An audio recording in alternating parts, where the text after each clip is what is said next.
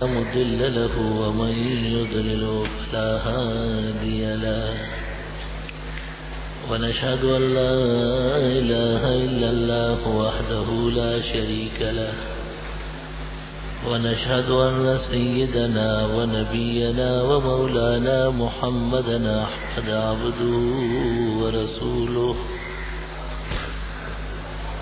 صلى الله تعالى عليه وعلى آله وأصحابه وبارك وسلم تسليما كثيرا كثيرا.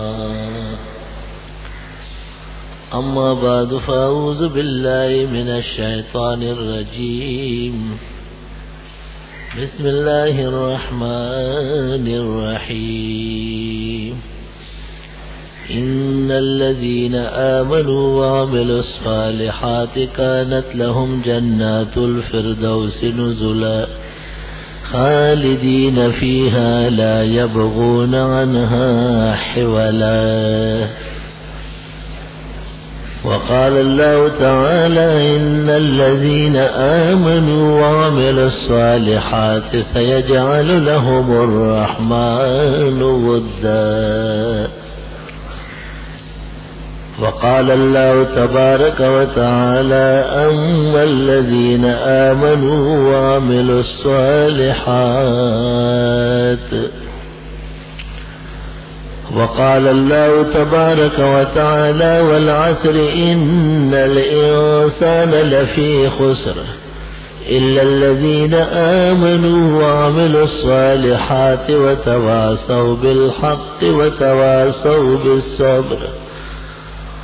وقال رسول الله صلى الله عليه وسلم بادروا بالأعمال فتنا كقطع الليل المظلمة يصبح الرجل مؤمنا ويمسي كافرا ويمسي مؤمنا ويصبح كافرا يبيع دينه بعرض من الدنيا.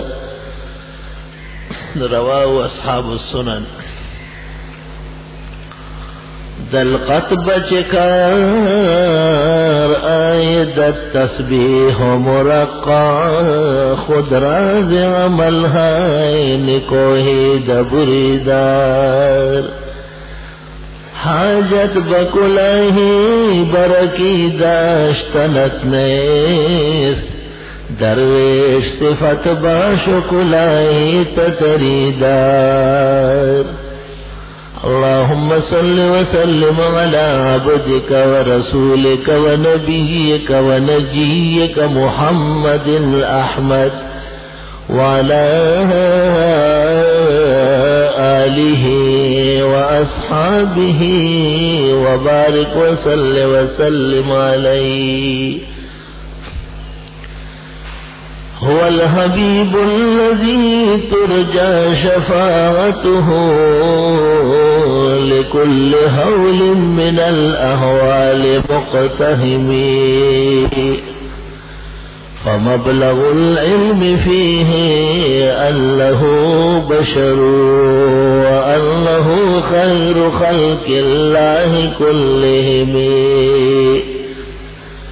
وكل آية الرسل الكرام بها فإنما اتصلت من نوره بهم. مولاي صل وسلم دائما تترى على من تزينت به العسر.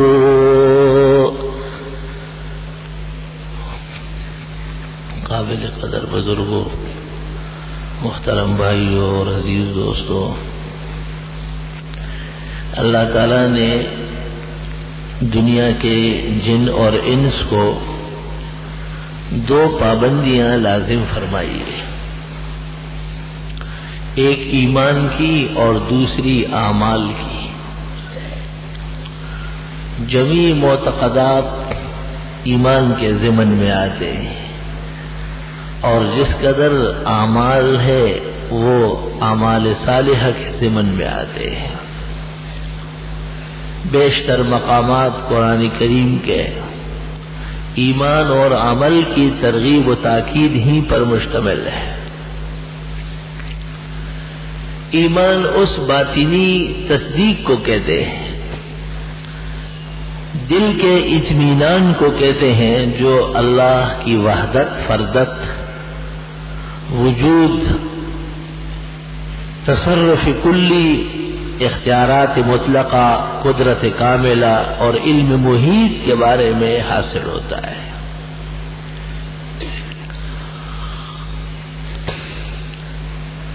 اور اس ضمن میں اللہ تعالیٰ نے جن باتوں کو ضروری فرمائے ہیں، جیسے انبیاء علیہ السلام کی تصدیق، آسمانی کتابوں کی تصدیق، انبیاء علیہ السلام کے بیان کے مطابق آخرت کی تصدیق، ملائک کی تصدیق، اس اطمینان اور تصدیق قلب کو ایمان کہتے ہیں۔ پھر ہر مسئلے کی جس طرح تفصیل اور تشریح شریعت نے فرمائی ہے، اس کے مطابق ماننا یہ ایمان ہے، اور اس کے خلاف ماننا وہ ایمان کے منافی ہے۔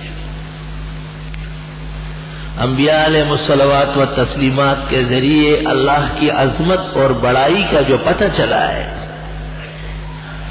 اس کے مطابق آسمان و زمین کے تمام خلائق مخلوقات ہیں، اور وہ اللہ کے محتاج ہیں، اور اللہ تعالیٰ کسی کا محتاج نہیں ہے۔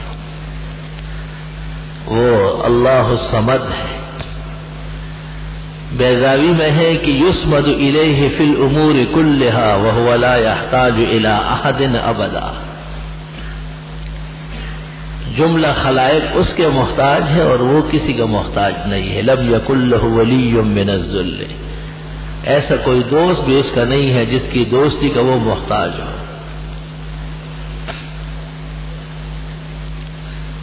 اور اللہ تعالیٰ اپنی قدرت میں، علم میں، ہر اعتبار سے انسانی نگاہ اور بیان اور سوچ اور فکر سے بھی ماوراء الورا اور بہت زیادہ ہے۔ اس کو ایمان کہتے ہیں۔ قرآن کریم ببانگ دہل یہ مسئلہ سمجھاتا ہے۔ جب مشرکین کو اس بات پر بڑا تعجب ہوا کہ مرنے کے بعد جب جسم ختم ہو جائے گا، ہڈیاں گل جائے گی اور جسم کے ذرات مٹی میں مل جائیں گے، تو پھر ہم اٹھیں گے۔ قُلْ يُحْيِيهَا الَّذِي أَنشَأَهَا أَوَّلَ مَرَّةٍ وَهُوَ بِكُلِّ خَلْقٍ عَلِيمٌ۔ آپ ان سے یہ تو پتہ کریں کہ جس جسم کے دوبارہ پیدا کرنے میں ان کو مشکلات نظر آتی ہے، یہ جسم اور یہ حیات اور یہ قیام پہلے کس نے کیا ہے؟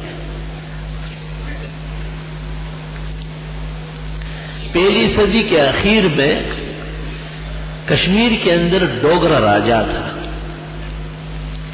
اس کو پتہ چل گیا تھا کہ مکہ اور مدینہ میں نیا مذہب آیا ہے اسلام کے نام سے۔ بادشاہ عرب کو اس نے خط لکھا کہ آپ کے پیغمبر پر جو کتاب آئی ہے وہ مجھے بھیج دو،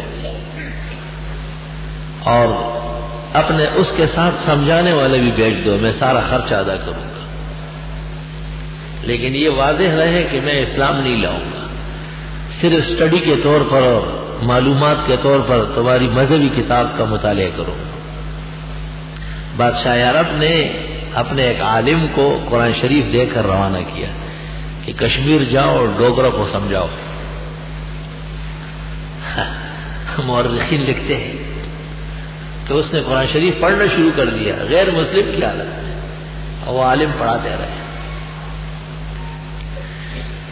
جس وقت اس جگہ پر وہ پہنچ گئے کہ یہ لوگ کہتے ہیں کہ مرنے کے بعد کیسے اٹھیں گے اور کون اٹھائے گا،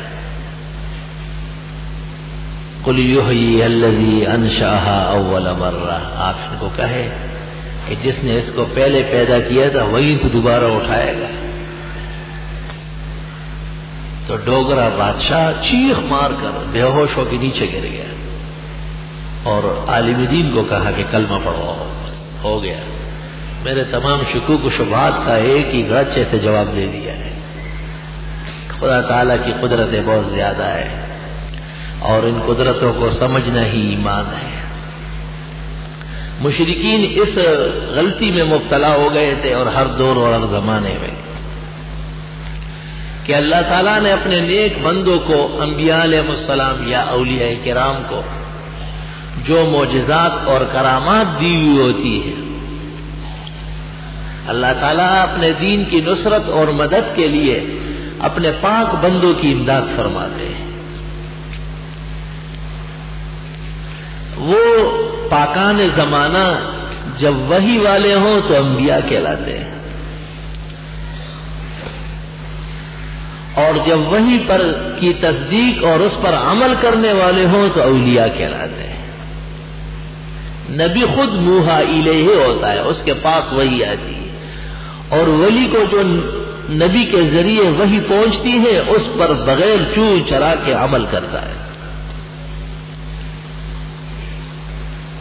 اللہ تعالیٰ ان لوگوں کی عزت رکھنے کے لیے، اسلامی وقار اور دین کی بلندی کے لیے کچھ قدرت کے کرشمے ظاہر فرماتے ہیں۔ بخاری شریف میں ہے، ما من نبی الا ولہ آیات بینات، جتنے پیغمبر آئے ہیں سب کے معجزات ہیں۔ نبی کے 3 معجزے بہت بڑے ہوتے ہیں۔ ایک، نبی کا کردار، ان کی انسانیت اور زندگی، اس کی نظیر و ثانی اس زمانے میں نہیں ہوتی۔ اسوہ حسنہ پیغمبرانہ، وہ بہت لازانی چیز ہے، سب سے بڑا معجزہ وہ ہوتا ہے۔ اور انبیاء کی زندگی بے غبار اور ہر درجے پاکی سے آراستہ ہوتی ہے۔ انسانیت کی شرافتوں کے معراج پر ان کی زندگی ہوتی ہے۔ پہلا معجزہ ان کا اللہ تعالی کی طرف سے وحی ہے۔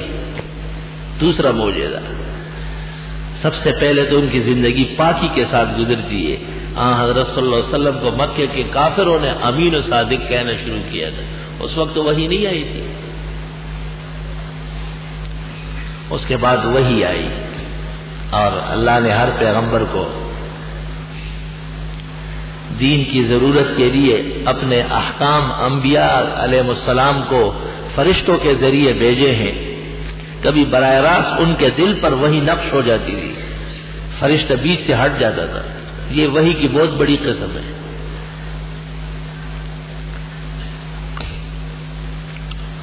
اللہ اکبر، کیسی عجیب قسم ہے۔ جب حضرت نے مکہ مکرمہ سے مدینہ منورہ ہجرت فرمائی، یہ مثال دے کے آپ، مدینہ منورہ میں یہود کے بڑے قبائل آباد تھے اور بڑی اچھی حالت میں تھے وہ، اور وہ مذہب کے بڑے دعوے دار تھے۔ ان کو بڑا غصہ آیا کہ کوئی نبی آخر زمان آیا ہے، اور موسیٰ علیہ السلام کے بعد کسی نبی کی کیا ضرورت تھی۔ ان کے بڑے عالم 6 تھے، اور ان کے بڑے عبداللہ ابن سلام تھے۔ اس نے اپنے علماء کو جمع کیا اور کہا کہ ایک شخص مکہ مکرمہ چھوڑ کر مدینہ منورہ آیا ہے، اور وہ نبوت کا دعویٰ کرتا ہے، اس سے ملاقات ضروری ہے، یہ دیکھنا ہے کہ وہ نبی ہے۔ اور ہمارے پاس گزشتہ علوم نبوت کے کچھ ایسے باقیات ہیں جن کا جواب سوائے پیغمبر کے کوئی نہیں دے سکتا۔ وہ آئے، حضرت صلی اللہ علیہ وسلم صحابہ کے مجمع میں تشریف فرما تھے۔ اس کو سمجھا دیں، پیچھے جائے، دوسرے کو بٹھاؤ۔ تو حضرت کی خدمت میں آ کے کہتے ہیں، آپ آگے دیکھیں، آپ کو نہیں کہا گیا، یہ بہت غلط اور گندی عادت ہے کہ میں کس سے بات کروں تو آپ بھی سارے متوجہ ہو جائیں، آپ تقریر سنیں بس، آپ اس کے پابند نہیں۔ حضرت کی خدمت میں آگے کہا کہ حضرت ہم علماء یہود ہیں، اور ہمارے ہاں کچھ علوم ایسے ہیں کہ جن کا جواب سوائے نبی کے کوئی نہیں دے سکتا۔ بخاری شریف میں ہے کہ جب انہوں نے یہ بات کہی تو آپ نے فرمایا، ابھی آپ کے آنے سے پہلے جبریل آیا ہے، اور آپ کے آنے کا تذکرہ مجھ سے کیا ہے، اور آپ کے 3 سوالات اور اس کے جوابات مجھے بتا دیے، کر سوال۔ حضرت کی صداقت دیکھیں، یہ سچے پیغمبر ہیں۔ عبداللہ ابن سلام کہتے ہیں، سر سے پاؤں تک جسم میرا ٹھنڈا ہو گیا۔ کہ ہم 6 کے علاوہ تو کسی کو پتہ نہیں، 6 گھر سے اٹھے اور یہاں آئے.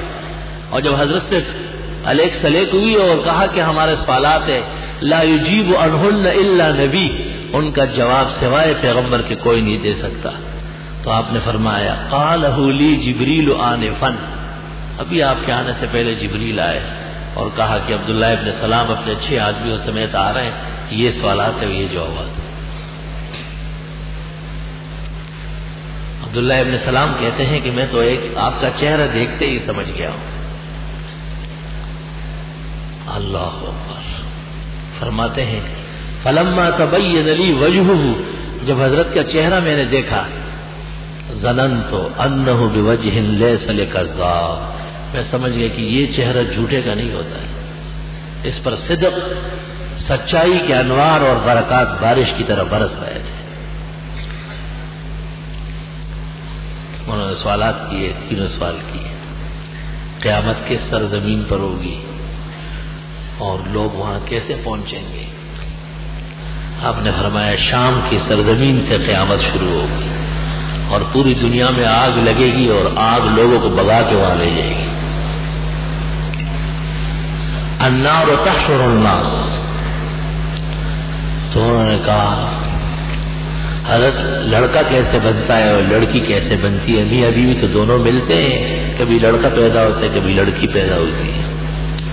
آپ نے فرمایا جس وقت دونوں ملتے ہیں اور ان کا مادہ نکلتا ہے، جس کے مادے نے پہلا حملہ کیا تذکرہ وإلا تعنت، ساری دنیا کی طب و حکمت اور جرثومے اور کروڑوں کربوں کے دعویٰ کرنے والے اس کے سامنے ملیامیٹ ہو جاتے ہیں.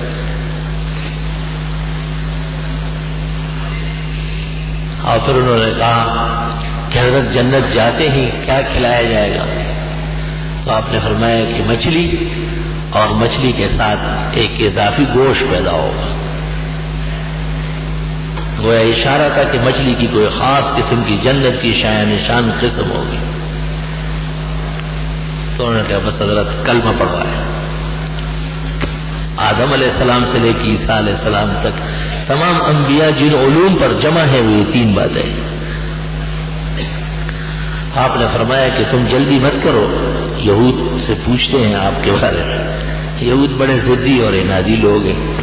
ان سے پوچھا عبداللہ ابن سلام کیسا ہے؟ انہوں نے کہا خیرنا وابن خیرنا عالمنا وابن عالمنا، ہمارا بہترین انسان بہترینوں سے پیدا ہے، بہترین عالم اور عالموں کی اولاد. ہمارے مذہب میں ان کا بڑا مقام ہے. حضرت نے یہود سے فرمایا کہ اگر عبداللہ ابن سلام ایمان لے آئے پھر تم لوگ لے آؤ گے؟ تو انہوں نے کہا اللہ اس شر سے اس کو بچائے. اسلام کو شر کہا. عبداللہ ابن سلام اندر سے باہر آئے اور انہوں نے کلمہ شہادت پڑھا. تو یہود کہنے لگے شرنا وابن شرنا، بدترین انسان اور بدترینوں کی اولاد. ضد و عناد میں یہود اتنے زیادہ ہیں، اتنے بڑے معجزات دیکھ کر.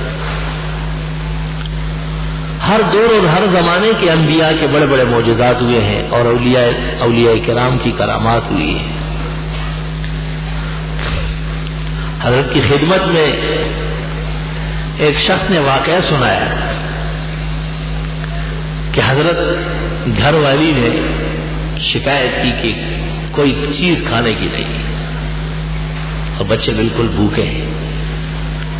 میں نے اس کو کہا کہ تم ویسے چولہے پر پتیلا رکھو جیسے کوئی چیز پک رہی ہو اور اس میں پانی ڈالو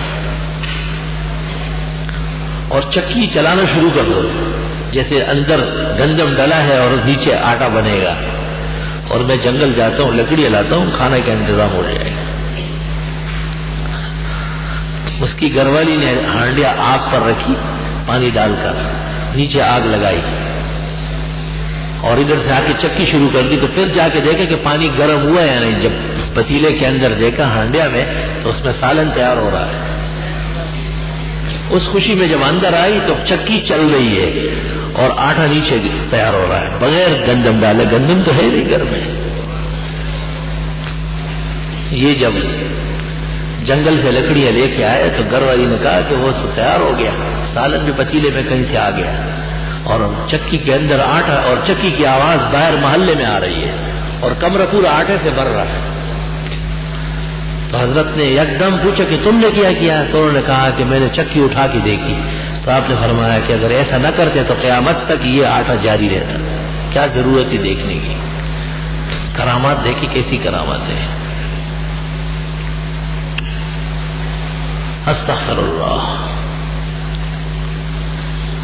ہر شخص کی جلیل القدر کرامات. حضرت صلی اللہ علیہ وسلم کی خدمت میں 2 شخص آئے رات کو، آپ سے مجلس کرتے رہے، بڑی دیر ہو گئی. سخت جاڑوں کا موسم تھا، شدید ترین اور اندھیری رات، باد و باران، خراب موسم. جب حضرت صلی اللہ علیہ وسلم کی خدمت سے اٹھے تو ایک دوسرے سے کہا کہ راستہ کیسے دیکھیں گے، کیسا راستہ نظر آئے گا ہمیں؟ وہاں تو حضرت کی مجلس میں روشنی تھی. تو ایک نے دوسرے کو کہا کہ جس نبی پر ہمارا ایمان ہے وہ راستے کا انتظام کرے گا. وہ کہتے ہیں جب ہم باہر نکلے تو جو چڑیاں ہاتھ میں تھی وہ چمکنے لگی، اور ایسی چمکنے لگی کہ ہم حیران تھے کہ مدینے والوں کو نظر کیوں نہیں آ رہا، یہ تو سورج کی طرح چمک رہی ہے. گھر تک وہ پہنچی. کرامات تو ہر صحابہ کی اتنی ہے کہ لکھنے اور کتاب اس کا تحمل نہیں کر سکتی.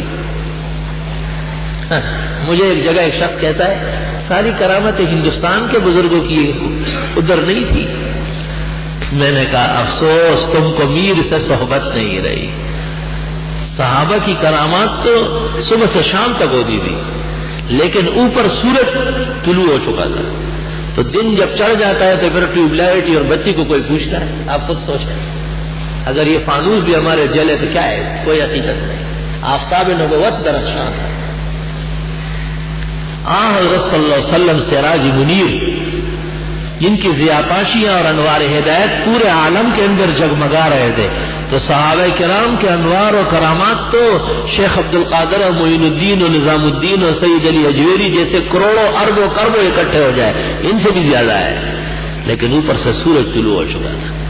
سورج کی روشنی میں بتیاں اور ٹیوب لائٹ جتنے بھی بڑے ہو، 100 واٹ کے نہیں 1,00,000 واٹ کا کیوں نہ ہو، سورج کے سامنے کوئی چیز ٹھہرتی نہیں.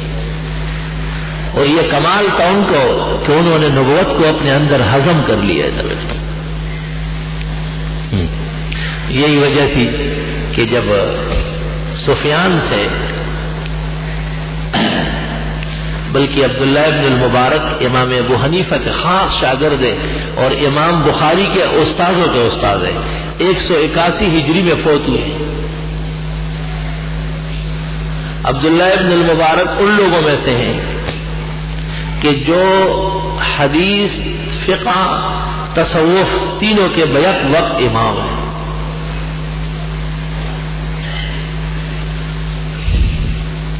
ان سے کسی نے دریافت کیا تھا کہ حضرت معاویہ رضی اللہ تعالیٰ عنہ جن کے دور خلافت میں کچھ اقتدار کے آثار ہو گئے تھے، جس کو نادان مورخ کہتا ہے کہ خلافت میں ملوکیت آ گئی تھی. یہ کوئی کفر کی بات نہیں ہے، نہ بے ادبی کی بات ہے، نادانی کی بات ہے. ملک بھی نعمت ہے. قرآن کریم کی ایک آیت میں ہے وَجَعَلَكُمْ مُلُوكًا، خدا تعالیٰ نے تمہیں جو بادشاہ بنائے یہ بھی احسان ہے. لیکن اونچا مقام انی جاعلکم فی الارض خلیفہ وجعلکم خلفاء انی جاعل فی الارض خلیفہ. خلافت علی منہاج نبوت ہوتی. معاویہ کی سلطنت عجم میں پھیل گئی تھی اور ظاہر پالیسیوں کے اندر علاقے کے اعتبار سے تبدیلیاں آتی ہیں. پالیسیوں کے اندر علاقے کے اعتبار سے تبدیلی آتی ہے. مجلس عمل کی پالیسیاں دیکھیں، کسی مشرک اور بدعتی کی مغفرت کی دعا کے لیے بھی اخبار میں دیتے ہیں. ان سے پتہ کرو کہ آپ کے بڑے بڑے مر چکے ہیں، انہوں نے مغفرت کی دعا کی ہے کبھی؟ جب مولانا مفتی محمود اور حضرت مولانا یوسف بنوری کا انتقال ہوا اور اس بدعتی سے پوچھا گیا تو انہوں نے کہا ہم علماء دیوبند کے لیے دعائے مغفرت نہیں کرتے. جنگ اخبار میں موجود ہے. مگر سیاسی پالیسیاں ہماری بڑی عجیب و غریب ہیں. خدا تعالیٰ حفاظت فرمائے. اور اللہ اپنے کاموں میں بڑا زوراور ہے، وہ جو کرتا ہے صحیح کرتا ہے. بالکل کوئی شک نہیں اس میں۔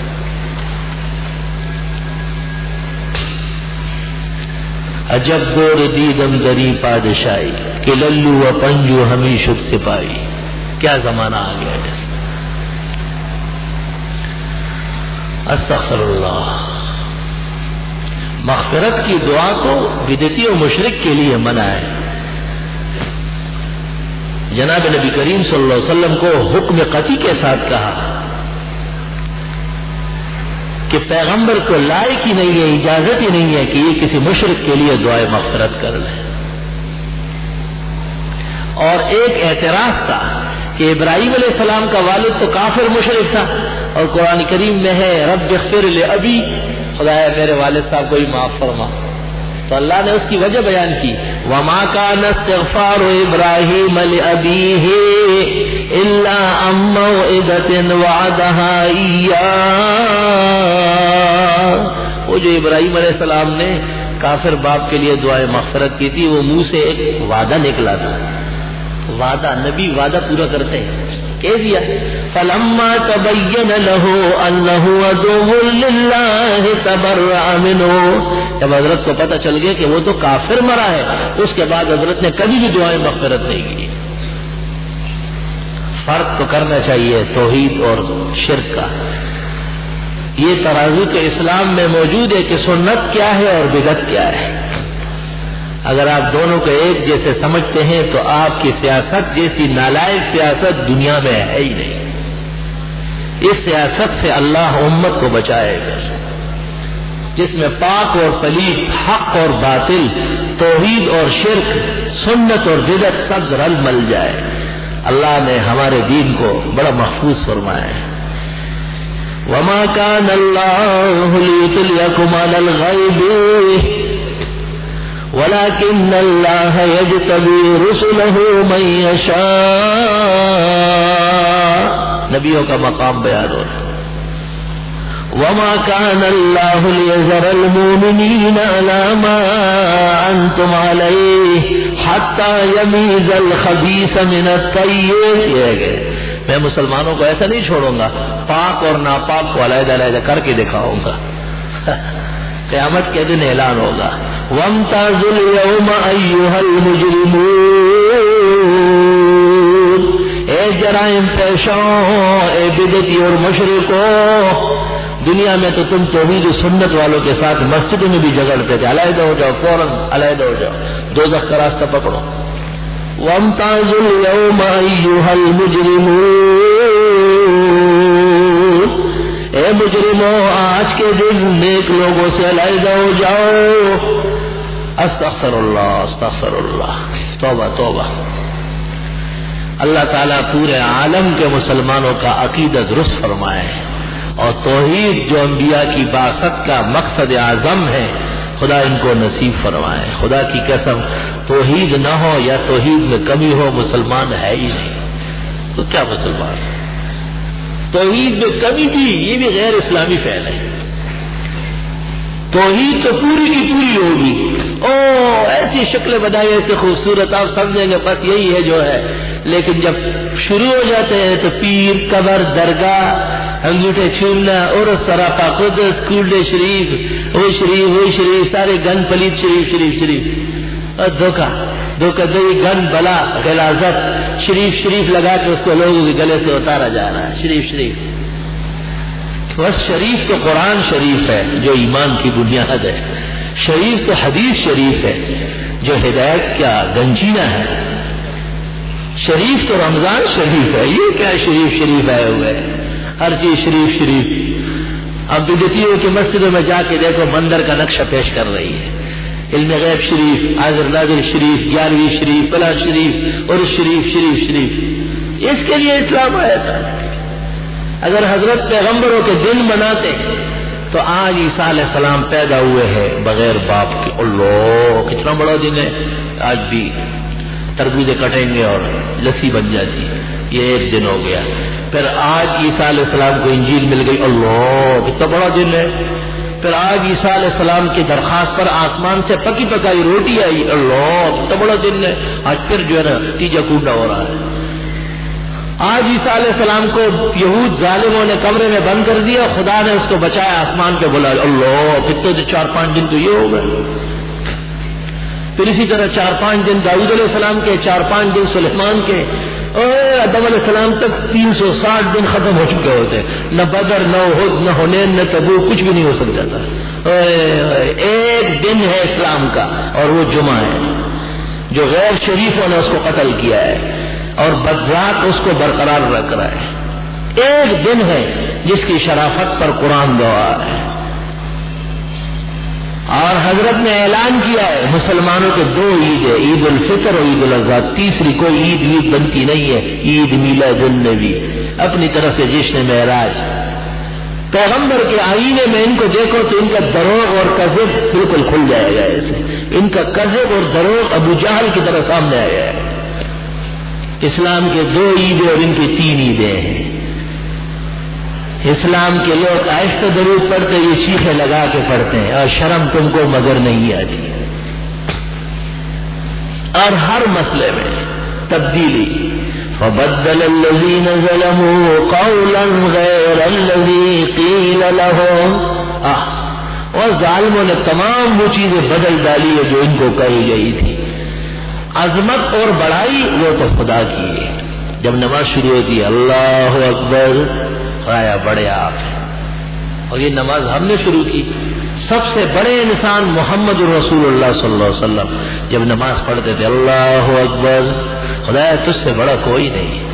آسمان و زمین کے ساری مخلوقات آپ کے محتاج، آپ کے سامنے چھوٹے ہیں۔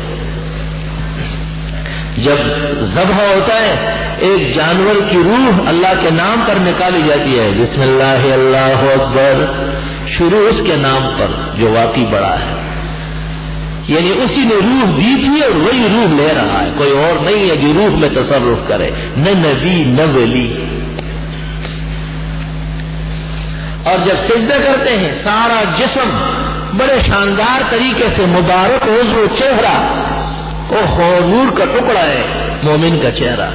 حدیث میں ہے اذا ضربت احدا فلا تضربه على وجهه لان الوجه من نور اللہ، کسی کو مارنا بھی ہو تو چہرے پہ نہ مارے، یہ تو خدا نے نور اس میں بھرا ہے، خاص نور اللہ نے مومن کے چہرے میں بھرا ہے۔ اس لیے آدمی جب چہرہ دیکھ لیتا ہے تو خوش ہو جاتا ہے، بس ایک چہرہ دیکھنا ہی کافی ہوتا ہے۔ عقل مندوں نے اس لیے کہا کہ خاتون کا اصل پردہ چہرے کا ہے۔ عرب دکتور نے کتاب لکھی ہے حجاب المرأة فی وجہہا، خاتون کا اصل پردہ تو چہرے میں، یعنی کہ ایک چہرہ دکھائے اور باقی چیزیں چھپائے، باقی کیا رہ گیا۔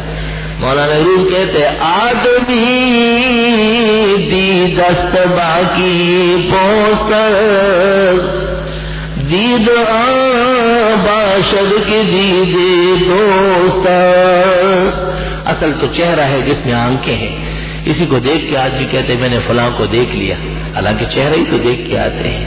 اللہ رب العالمین جب اپنی رضا بتاتے ہیں تو فرماتے یبتغون وجہ اللہ یریدون وجہہ، وجہ حالانکہ اللہ کا چہرہ، ہاتھ پیر جسم و جسمانیت سے اللہ کی ذات پاک ہے، سمجھانے کے لیے فرمایا کہ یہ سب میرے لیے کر رہے ہیں، تو وہاں وجہ کا لفظ ہے، چہرے کا لفظ ہے۔ یا رب لک الشکر والحمد،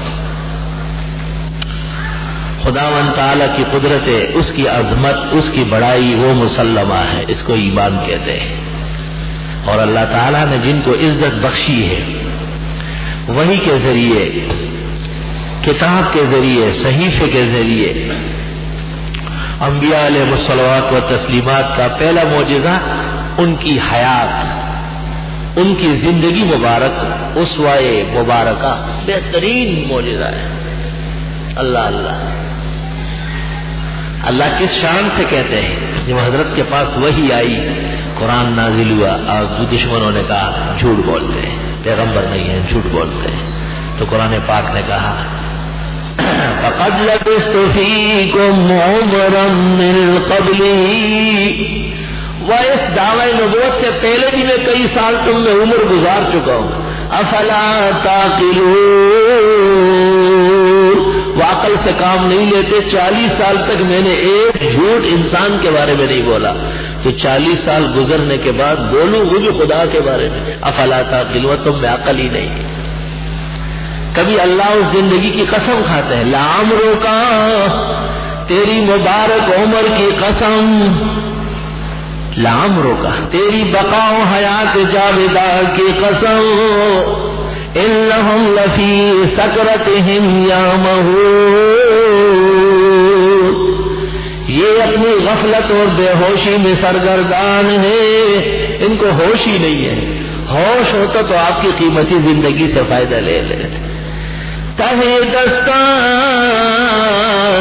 قسمت راچ سود از رہبری کامل. عبد الرحمن جامی موڈ میں آئے ایک موقع پہ کہتے ہیں، تہی دستان قسمت راچ سود از رہبری کامل.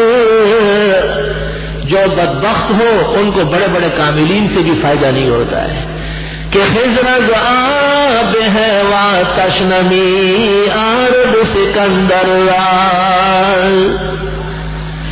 پہلا اور سب سے بڑا معجزہ پیغمبر صلی اللہ علیہ وسلم کا ان کی زندگی، کردار اور گفتار. مشرکین مکہ مشرکانہ زبان سے بھی آپ کو امین و صادق کہتے تھے. یہ کوئی احسان نہیں کرتے تھے، آپ کی زندگی نے مجبور کیے تھے اس کہنے پر. سبحان اللہ. حالانکہ اپنے علاقے اور لوگوں سے داد لینا کتنا مشکل کام ہے، بہت مشکل کام. وہ تو اکثر ہی ناراض رہتے، ذرا ذرا سی بات پہ خفا ہوتے ہیں.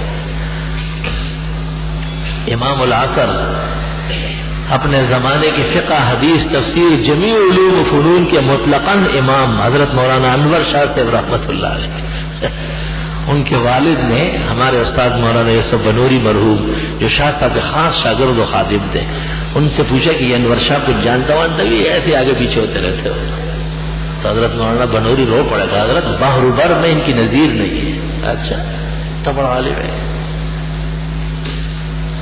لیکن نبوت کی شان نرالی ہے کہ مکے کے لوگ بھی آپ کی آمد و رفت کو اپنے لیے برکت سمجھتے تھے.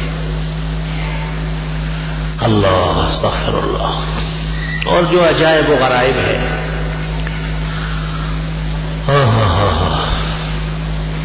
مشرکین کو سب سے بڑی مشکل یہ پیش آئی کہ نبی کریم صلی اللہ علیہ وسلم کے خلاف کوئی بات مؤثر نہیں ہوتی تھی.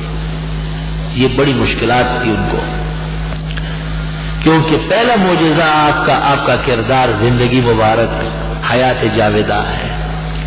جب 40 سال کی زندگی مکمل ہو گئی تو وہی شروع ہو گئی، قرآن آیا. اللہ، یہ دوسرا معجزہ ہے. اور تیسرا معجزہ آیات بینات ہے. آیات بینات. سن 6 ہجری میں جب مشرکین کے ساتھ صلح ہو گئی، تھوڑی دیر کے لیے آپ کو وقفہ ملا. بڑے دشمن سے مکہ سے آ کے حملے کرتے تھے، مدینے میں بھی آرام سے نہیں بیٹھتے تھے. صلح میں کچھ آرام ہوا تو آپ نے اس موقع سے فائدہ اٹھایا اور عرب و عجم کے بادشاہوں کو اور ذمہ داروں کو خطوط لکھوائے. اس سن کے ایک عالم گزرے ہیں 322 ہجری میں. یہ کراچی کا پرانا نام ہے دیبل. ان کا نام ہے امام محمد ابن جعفر الدیبلی. اور اس غیرتی عالم نے حضرت کے وہ مکتوبات جمع کی ہے. 47 خطوط کل بندے ہیں، چھوٹے بڑے. جہاں کا یہ شائع ہوئے ہیں ناقص شائع ہوئے ہیں. اور اس کتاب کا نام رکھا ہے مکاتیب النبوی صلی اللہ علیہ وسلم. آپ نے ایک خط بادشاہ روم کو لکھا، اس کی تفصیل بخاری بد الوحی میں اور دیگر مقامات پر. اور ایک خط آپ نے فارس کے بادشاہ کو لکھا. فارس جو موجودہ ایران ہے، لیکن عراق بھی اس میں شامل ہے. اس لیے ایران کا ایک مطالبہ یہ تھا نا کہ عراق ہمارا ہے، کسی پہ تو جنگ ہو رہی تھی. عراق اس کا صوبہ تھا.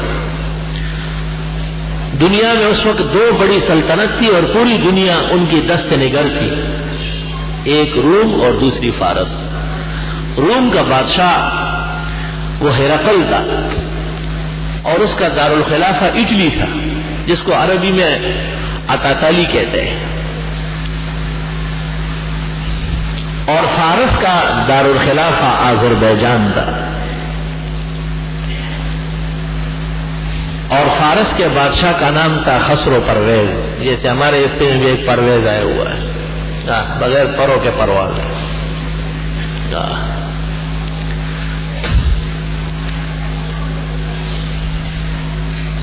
حضرت نے خطوط لکھے، بادشاہ روم عالم تھا، حضرت کے معجزات، بہترین اخلاق کا اعتراف کیا کہ نبی صادق ہے، لیکن حکومت کے خوف سے ایمان نہیں لایا، حالانکہ بالکل تیار ہو گیا۔ فارس کے بادشاہ کے پاس جب صحابہ گئے ہیں، حضرت حذیفہ رضی اللہ عنہ گئے ہیں، فارس کے بادشاہ کو بہت غصہ آیا کہ کوئی مکہ مکرمہ میں آدمی نے نبوت کا دعویٰ کیا اور مدینہ پہنچ گیا، مجھے خط لکھا ہے۔ وہ بڑی بڑی بنگڑیاں پہنا ہوا تھا اور بڑے زلفے تھے اس کے پیچھے کی طرف ڈالا ہوا تھا، وہ ہار گلے میں اور سر پہ تاج رکھا ہوا ہے، غصے سے تاج اٹھا کے ایسے رکھ دیا۔ حضرت حذیفہ رضی اللہ تعالیٰ عنہ نے کیا جرأت کی صحابہ کی، کہیں جا کے خط پکڑوایا اور کہا اللہ نے نبی برحق بھیجا ہے، انہوں نے آپ کو ایمان کی دعوت دی، پڑھے تھے۔ اس نے ایسا حذیفہ کو دیکھا اور کہا قاصد کا قتل جرم ہے، ورنہ میں تمہیں قتل کر دیتا۔ حذیفہ نے کہا ہمارے ہاں قتل کا فیصلہ زمین پر نہیں ہوتا، آسمان پر ہوتا ہے، اگر وہاں سے ہو چکا ہے تو آپ بچا نہیں سکتے، اور اگر وہاں سے نہیں ہوا تو جیسے 2000 مار نہیں سکتے۔ ہمیں اس پیغمبر نے یہ سمجھا، آپ خط پڑھے۔ اس نے خط پڑھا اور غصے سے ہاتھ لرز رہا تھا۔ خط جب یہ الفاظ ہے کہ اسلم تسلم، ایمان لے آؤ تب بچو گے، اس نے خط پھاڑ دیا اور پھینک دیا۔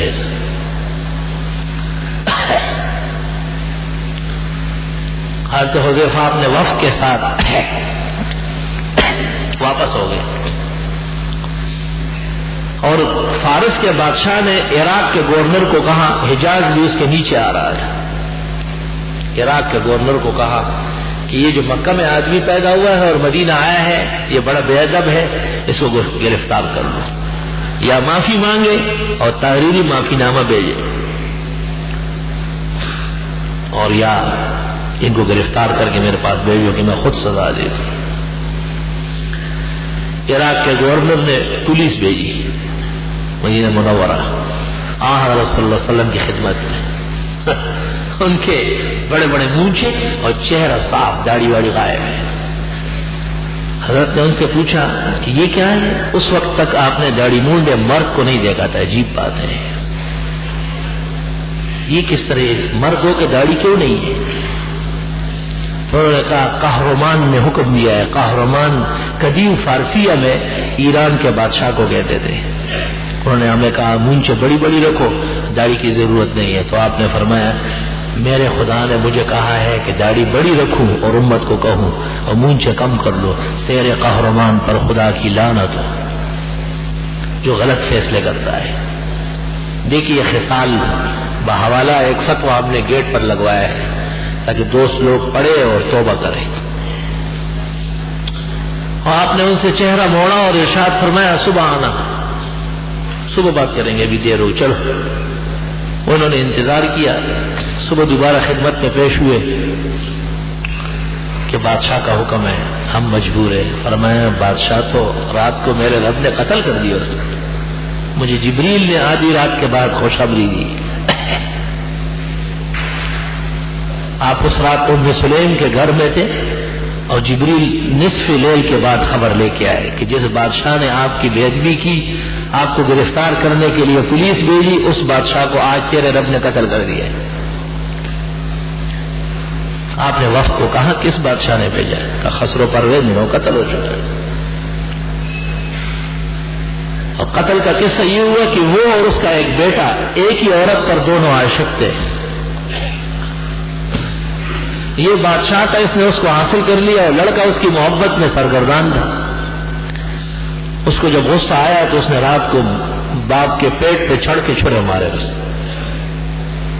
باپ جب سمجھ گیا کہ میں ختم ہو رہا ہوں تو اس نے دشمنوں کو ہلاک کرنے کے لیے جو سینک کے رکھا تھا، جو آج انجیکشنوں میں بھر کے مسلمانوں کو لگایا جا رہا ہے اور پورے عالم کے مسلمان دیکھ رہے ہیں کہ مسلمانوں کو قتل کس بے عزتی کے ساتھ کیا جا رہا ہے. وہ محمد بن قاسم، وہ شہاب الدین غوری، وہ محمود غزنوی، ان کے ذرات اور غیرت آج قوموں میں نہیں ہے. انجیکشن لگائے جا رہے ہیں، چند لمحوں میں اس کا جسم کالا ہو کے ختم ہو جاتا ہے.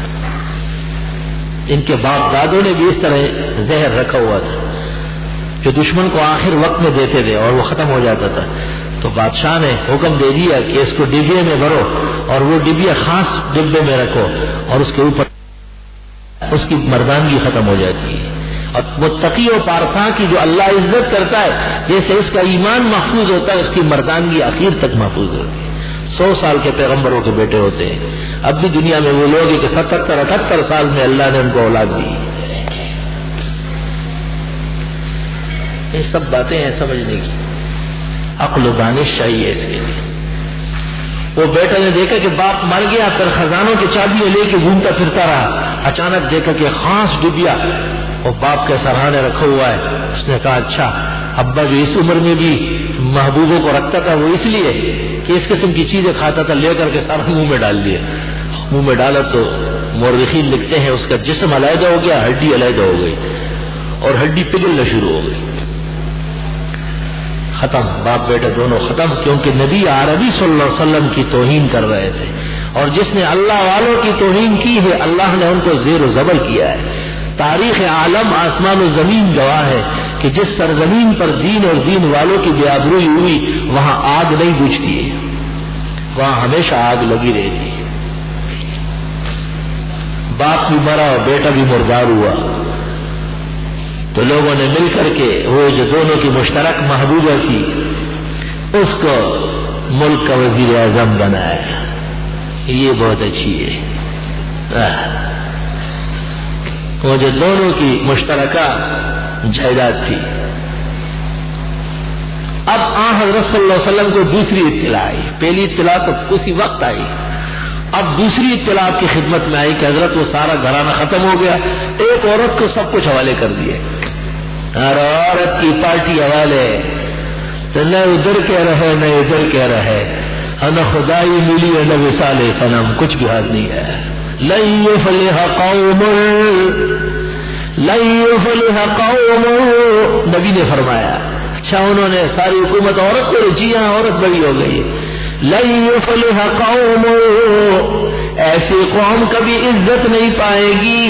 ولو امرهم امرأة، جس نے اختیارات اور حکومت عورت کے حوالے کی. مسامرہ میں ابن الحمام نے لکھا اتفاق ہے متکلمین کا کہ خاتون کو اقتدار اعلیٰ دینا جرم عظیم ہے اور قوم کی نحوست اور کم بختی. پیغمبر نے کہا ہے کہ لن یفلح، طلباء جانتے ہیں کہ حرف لن کا کیا مقام ہے گرامر میں. لن یفلح یعنی کوئی کچھ بھی کرے، ہزاروں حمایتیں کرے اور کروڑوں انسان اس کے ساتھ ہو جائے، لیکن پیغمبر کہتے پھر بھی ناکام ہوگی. اور صرف وہ ناکام نہیں ہوگی، اس کی نصرت و مدد کرنے والے بھی بے عزت و بے آبرو ہوں گے. ہم تو ڈوبے ہیں صنم، تم کو بھی لے ڈوبے گے. یہ آواز یہ نہیں ہے محبوبہ دراز سرا. لن یفلح قوم، ہرگز کامیاب نہیں ہوں گے ایسے لوگ. ولو امرهم امرأة، جو اختیارات عورتوں کے ہاتھوں میں دے. استغفر اللہ. آپ نے فرمایا اذا كان امراؤكم خياركم، جب تمہارے حکمران بہترین لوگ ہوں. وَأَغْنِيَاؤُكُمْ أَسْخِيَاءَكُمْ، اور تمہارے مالدار لوگوں میں خیر خیرات کا جذبہ ہو. وَأَمْرُكُمْ شُورَى بَيْنَكُمْ، اور تمہارے معاملات آپس میں مشورے سے طے ہوتے ہو. فظاہر الارض خیر لکم من بطنها، ایسے بہترین دور میں جتنا رہو گے اچھے اعمال کرو گے، رہنا اچھا ہے، ابھی مرنے کی ضرورت نہیں۔ دیکھو بادشاہ نیک، مسلمان خدا ترس، غنیوں میں جذبہ ہے دین پر خرچ کرنے کا، اور معاملات مردوں کی مشاورت اور طاقت سے حل ہوتے ہیں، تو زندگی مبارک ہے۔ آگے سنو، وَإِذَا كَانَ أُمَرَاؤُكُمْ شِرَارَكُمْ، اور جب تمہارے حکمران بدترین کائنات ہوں، وَأَغْنِيَاؤُكُمْ بُخَلَاءُكُمْ، اور تمہارے مالدار لوگ کنجوس مکی چوس بن جائے، وَأُمُورُكُمْ إِلَى نِسَائِكُمْ، اور تمہارے اختیارات تمہاری عورتوں کے ہاتھوں میں چلے جائے، فَبَاطِنُ الْأَرْضِ خَيْرٌ لَكُمْ مِنْ ظَهْرِهَا، اب مرنا بہتر ہے اس ناکارہ زندگی سے، کیا جی رہے آپ۔ صبح یہاں مصلی پر ایک خوبصورت گورا چھٹا نوجوان آیا، اب مجھے کہتا ہے کہ جب دفتر سے میں آتا ہوں مجھے دیر ہو جاتی ہے تو مجھے وہ چپل سے مارتی ہے۔ میں نے کہا امی مارتے ہیں؟ نہیں امی نے تو کبھی ہاتھ نہیں لگایا، وہ جو میری دلہن ہے۔ میں نے کہا وہ دلہن ہے یا آپ دلہن ہے؟ وہ تو دولہا معلوم ہو رہا ہے۔ آئے ہائے ہائے، عجب سا زمانہ ہے، مردانہ زنانہ ہے، زنانہ مردانہ ہے، کیا دور آیا، اس دور سے ہم گزر رہے ہیں۔ مجھے کہتے ہیں تعویذ دے دے مجھے، فلا حول ولا قوت الا باللہ۔ میں نے کہا تم نے قرآن شریف پڑھا ہے، کہیں سنا ہے کسی عالم سے؟ قرآن شریف میں بیوی کو سمجھانے کے 3 طریقے ہیں، عظوہن سمجھاؤ، واہجروہن تھوڑی دیر کے لیے دور ہو جاؤ، واضربوہن کس کے لگاؤ۔ مجھے کہتے یہ کیسے ہوگا؟ میں نے کہا میں نے مدرسے کے طلباء کو تو نہیں بھیجنے، آپ کا کام ہے، جب تم نہیں کرو گے تو ادھر سے شروع ہو گیا۔ واضربوہن تو سچ ہے، وہ تو اللہ کا حکم ہے، تبدیل نہیں ہوگا۔ ہمیں ان پر ترس اور رحم آتا ہے، دین سے دور ہو کر کے فائدہ نہیں کمایا، نقصان ہی نقصان کمایا۔ ہماری بہنوں کو اور ہماری بھابھیوں کو گھر میں پیغام دے کہ وہ عورتیں بن کے رہیں، مرد بننے کی کوشش نہ کرے، اور بھائی لوگوں کو پیغام دے کہ اپنی مردانگی محفوظ کر لے، ایمان کی قوت سلامت کر لے، تاکہ اللہ دونوں جہانوں میں ان کی عزت رکھے۔ اللہ، حدیث شریف میں ہے ایک صحابی کو بیوی نے کوئی الٹا جواب دیا، اس نے کس کے ایک تھپڑ لگایا۔ تفسیر مدارک میں اسی آیت کے ذیل میں اور پھر حضرت کی خدمت میں آیا کہ اس کے والد کے میری بیٹی کو مارا ہے۔ حضرت بہت خفا ہو گئے، آپ تو بڑے رحیم کریم تھے کہ بھئی کیوں تم لوگ عورتوں کے ساتھ زیادتی کرتے ہو؟ جناب رسول اللہ صلی اللہ علیہ وسلم نے آخری گھڑی میں جو وصیتیں فرمائی ان میں ایک بات یہ بھی ہے کہ غلام کنیزوں کا، نمازوں کا خیال رکھو، اور عورتوں کے بارے میں بھی اچھا برتاؤ سیکھو۔ تو آپ نے فرمایا بلاؤ اس کو، تھپڑے مارتا ہے تھپڑ کھائے گا آپ۔ تو ان کے آنے سے پہلے آیت نازل ہو گئی، آپ نے فرمایا اردنا امرن و اراد اللہ امرا، ایک معاملہ ہم سوچ رہے تھے ایک خدا نے بھیجا ہے، وہی ہوگا جو خدا کرے گا۔ نستغفرک اللہم و نسألک السلام والعافیہ۔ جناب رسول اللہ صلی اللہ علیہ وسلم ایک حدیث میں فرماتے ہیں ایسے مردوں پر لعنت جو عورتیں بننے کی کوشش کرے، اور ایسی عورتوں پر لعنت جو مرد بننا چاہے۔ لعن اللہ الرجال المتشبہین بالنساء ولعن اللہ النساء المتشبہات بالرجال۔ عورت کو اسلام نے عورت بنایا، ورنہ عورتوں کی زندگی بھیڑ بکریوں کی طرح تباہ و برباد تھی۔ آج عورتیں کہتی ہے جی ہمارے ساتھ سختی کی تعلیم ہو رہی ہے۔ آپ کو عورت بنانے کا سلیقہ سکھایا جا رہا ہے، اور مرد کو مردانگی محفوظ رکھنے کی تاکید کی جاتی ہے۔ امام سفیان سے ترمذی میں مروی ہے کہ جب ہم اللہ کی نافرمانی کر لیتے ہیں اس کا اثر بال بچوں میں، بیوی میں، غلاموں میں اور کنیزوں میں نظر آ جاتے ہیں، وہ سرکش ہو جاتے ہیں۔ افسوس، صد افسوس، ایسی خبریں بھی ملتی ہیں، ایسی خبریں کہ ایک خاتون پردہ کرتی ہے، لڑکی جوان ہو کر، اور باپ کہتا ہے پردے کی ضرورت نہیں۔ افسوس، صد افسوس، آسمان ٹوٹنے کا وقت ہے۔ اور ایسی خبریں بھی ہم سنتے ہیں کہ خاتون کہتی 28 سال میں باپردہ رہی ہوں، لیکن ایک ظالم سے شادی ہوئی، پہلے دن میرا برقع اور دوپٹہ اتار دیا ہے۔ وہ دین جو بڑی شان سے نکلا تھا رب سے، پردیس میں پہنچ کر وہ غریب الغربا ہے۔ لڑکیاں دیتے وقت قوم، قبیلہ، نوکری اور تنخواہ بعد میں دیکھو، ایمان، عقیدہ اور عمل پہلے دیکھو۔ اللہ ہماری بہنوں کا اور ہماری محترمات کا عزت، وقار، صلاح و عفت کے رشتے ان کو نصیب فرمائے۔ ہماری بہنیں ہیں، ہماری بیٹیاں ہیں، ہمارے دل میں ان کے لیے اسلامی جذبہ اور درد ہے۔ یہ تو صرف ایک گلہ ہے عرف سے، معاشرے سے، کہ اپنا وقایا اور ساز و سامان چھوڑنے کے بعد کتنا بڑا نقصان ہو رہا ہے۔ استغفر اللہ۔ اللہ پورے پاکستان پر اسلامی آئین نافذ فرمائے اور اسلامی آئین کی برکتیں اللہ امت کو نصیب فرمائے۔ وآخر دعوانا الحمدللہ۔